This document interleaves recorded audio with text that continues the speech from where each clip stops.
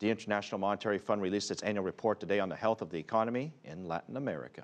The group says it expects growth to nudge a little higher by 3% this year. And joining us more to talk about this report is Mark Weisbrot. He's the co-director for the Center of Economic Policy and Research. And welcome to Biz Asia America. And this report, just for background, Latin America was very fast growing, hit a little bit of a speed bump. Growth slowed a little bit over the past 12, 18 months. Where are we now? Well, you have to remember, look at it a longer term.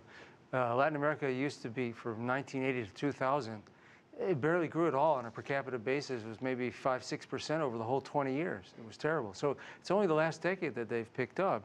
And I think they will keep going. They have more of a commitment to growth than they had in that previous era where you had a lot more influence of the IMF and much more neoliberal kind of policies.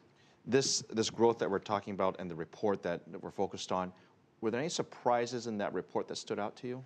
Not very much. I mean, you know, the one thing that's kind of ironic, it used to be Latin America had crises and slowdowns in the past, and they were at least partly associated with their own policies. Now, the biggest threat to Latin America comes from the United States and Europe.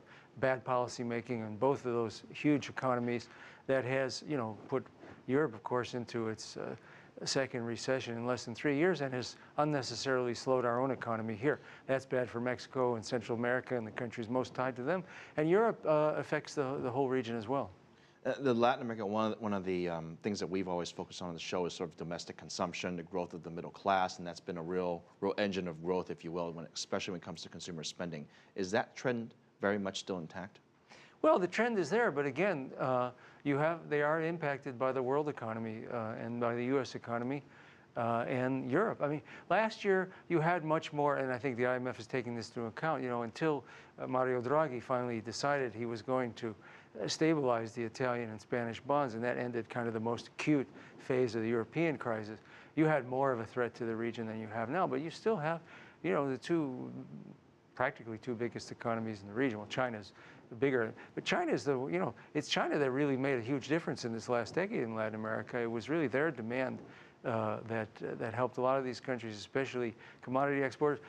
Not so much that drove the growth of Latin America over the last decade, but it made sure that they had enough foreign exchange at least. What's the one thing you worry about when it comes to Latin America? Is it Europe, or is it more the U.S., or perhaps it might be commodities with China and Asia? I think Europe and the U.S. and especially Europe, is the main threat to the growth of the world economy, and the United States will certainly, you know, again, we're unnecessarily slowing this economy and hurting the Latin American region as well. Mark Weisbrot, thank you very much for your guidance on what's happening in Latin America. And we'll, of course, have you back again. It's a big focus for us. Thank you very much.